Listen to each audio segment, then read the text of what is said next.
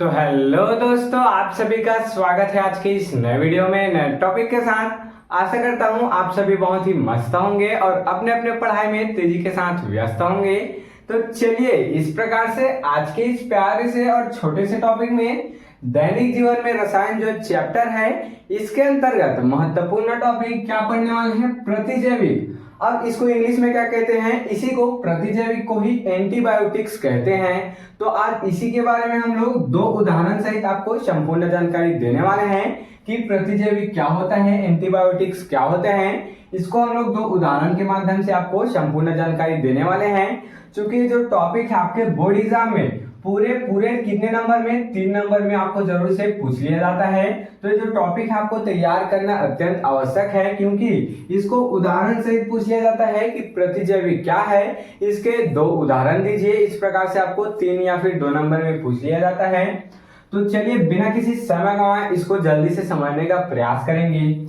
तो यहाँ पर देख सकते हैं 3 लाइन में क्या लिखा हुआ है, यहाँ पर प्रतिजैविक अर्थात एंटीबायोटिक का क्या लिखा हुआ है, डिफिनेशन अर्थात परिभाषा लिखा हुआ है। तो इसको समझने से पहले सबसे पहले प्रतिजैविक क्या होता है, इसको हम लोग ऐसे समझने का प्रयास कर लेते हैं। तो मान लेते हैं यहाँ पर 2 ठो क्या है, सूक्ष्म जीव है। 2 यहाँ पर क्या है, 2 यहाँ पर क्या है, सूक्ष्म जीव है। मान लेते हैं 2 यहाँ पर क्या हो गया, सूक्ष्म जीव हो गया। अब ये जो एंटीबायोटिक है ये क्या होंगे, पहले वाले सूक्ष्म जीव से उत्पन्न होंगे और ये दूसरे वाले सूक्ष्म जीव को क्या कर देंगे, नष्ट कर देंगे। अब क्या बात हो गया, यहाँ पर ध्यान देंगे।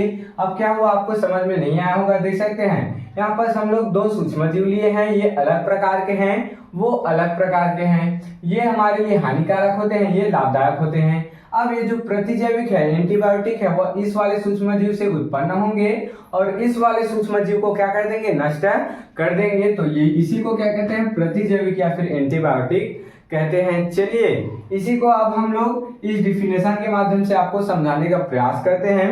तो वही तो लिखा है, ये वे रासायनिक पदार्थ है क्या, जो प्रतिजैविक है, एंटीबायोटिक है, वे रासायनिक पदार्थ हैं जो एक सूक्ष्म जीव जैसे कि बैक्टीरिया हो गया, कवक, फफूंदी अर्थात फंजाई द्वारा तो उत्पन्न होते हैं और दूसरे सूक्ष्म जीव के लिए कैसे होते हैं, विषैले होते हैं।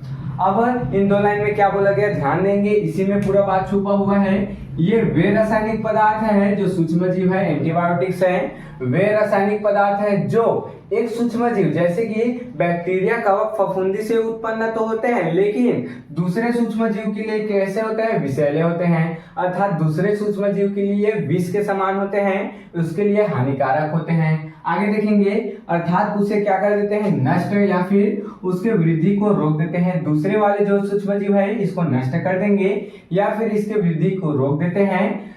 इसी को क्या कहते हैं, प्रतिजैविक या फिर एंटीबायोटिक्स कहते हैं। आशा करता हूं क्लियर हो गया होगा। आगे देखते हैं, प्रतिजैविक महत्वपूर्ण तथा जीवन रक्षक औषधियां होते हैं। देख सकते हैं प्रतिजैविक जो होते हैं, एंटीबायोटिक्स होते हैं, ये महत्वपूर्ण तथा जीवन रक्षक, हमारे जीवन के लिए रक्षक होते हैं, अर्थात रक्षक का कार्य करते हैं एवं रक्षक औषधियां ये होते हैं। इसे औषधि भी बोल सकते हैं। तो कुछ एंटीबायोटिक के नाम यहाँ पर दिए हुए हैं, इसको हम लोग समझेंगे। तो आशा करता हूँ आपको प्रतिजैविक क्या होता है आसानी से क्लियर हो गया होगा। चलिए इसको एक और लास्ट बार आपको समझाने का प्रयास करेंगे। यहाँ देखेंगे, यहाँ बिल्कुल भी नहीं देखना है। हम यहाँ पर आशा करते हैं आपको ज्यादा से ज्यादा यहाँ से आपको क्लियर हो जाए, रटना बिल्कुल भी नहीं पड़े।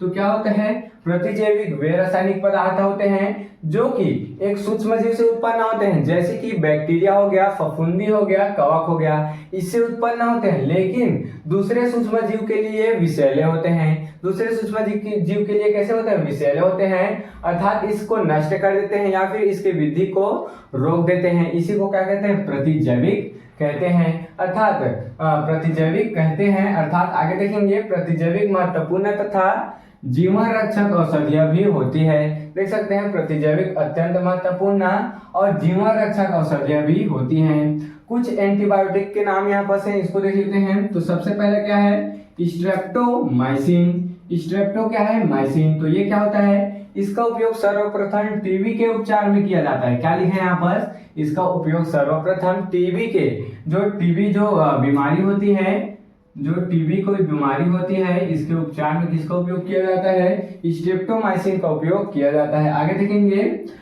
वृक्क, गले और फेफड़ों के संक्रमण में भी इसका उपयोग किया जाता है। देख सकते हैं जो हमारा वृक्क होता है, गला, फेफड़ा, ये सब संक्रमण हो जाता है तो इसमें भी इस स्ट्रेप्टोमाइसिन का ही उपयोग किया जाता है। चलिए पहला उदाहरण देख लिए, दूसरा देख लेते हैं। तो दूसरा क्या है, क्लोरेम्फे, क्या है क्लोरेम्फे, क्या है निरामिन। इसको आपको पढ़ने में जब दिक्कत आती है तो आप इसको तोड़कर पढ़ लीजिएगा कि क्लोरेम्फे निरामिन। आप इसको ऐसे तोड़ के पढ़ेंगे तो आपको आसानी से याद हो जाएगा, और लिखते टाइम एक ही में जोड़ के लिख दीजिएगा क्लोरेम्फे निरामिन। क्या है, क्लोरेम्फे निरामिन, और इसी को जोड़ के लिख देंगे तो क्या हो जाएगा, क्लोरेम्फे निरामिन हो जाएगा। तो इस प्रकार से आपको याद भी हो जाएगा।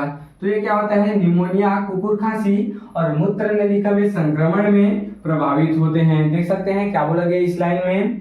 तो जो क्लोरेम्फेनिरामिन है ये निमोनिया जैसे रोग, कुकुर खांसी जैसे रोग और मूत्र नलिका के संक्रमण में क्या होते हैं, प्रभावी होते हैं। अर्थात जब हमें ये सब दिक्कतें आती हैं तो उस पर ये प्रभावी बनकर कार्य करते हैं, हमको उससे सुरक्षा प्रदान करते हैं। आगे देखेंगे, इसका व्यापारिक नाम क्लोरोमाइसिटिन है। देख सकते हैं इसी को क्लोरोमाइसिटिन भी कहते हैं या फिर क्लोरेम्फेनिरामिन भी इसी को कह दिया जाता है। तो आपको कंफ्यूज बिल्कुल भी नहीं होना है। क्या बोला गया, इसका व्यापारिक नाम, अर्थात इसका बाजार में नाम क्या है, बाजार में बोला गया, व्यापार में बोला गया। अर्थात क्या है, अब हमें निमोनिया हो जाता है, कुकुर खांसी हो जाता है, मूत्र नलिका के में संक्रमण हो जाता है, तो जब हमें एंटीबायोटिक्स दिया जाता है तो उसका नाम क्या होता है, क्लोरोमाइसिटिन होता है। इस कारण इसको व्यापारिक नाम के नाम से जाना जाता है, इस कारण इसको व्यापारिक नाम भी बोल दिया जाता है। तो आशा करता हूं कि आज के इस प्यारे से और छोटे से क्लास में आपको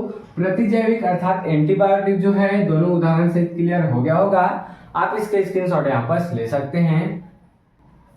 तो आशा करता हूं कि आपको जो प्रतिजैविक है अर्थात एंटीबायोटिक्स हैं, इसके जो डिफिनेशन है दो उदाहरण से क्लियर हो गया होगा। अगर आपको जो टॉपिक है समझ में आया होगा तो मेरे इस चैनल को जल्दी से सब्सक्राइब करके बेल वाले आइकन को दबाकर प्रेस कर लीजिएगा, ताकि आपको मेरी ऐसे अच्छे इंफॉर्मेटिव वीडियो और अच्छे इंपॉर्टेंट वीडियो की नोटिफिकेशन सबसे पहले आप तक पहुंचती रहे और आप क्लास 12 की तैयारी ऐसे ही अच्छे इंपॉर्टेंट टॉपिक के साथ कर पाएं।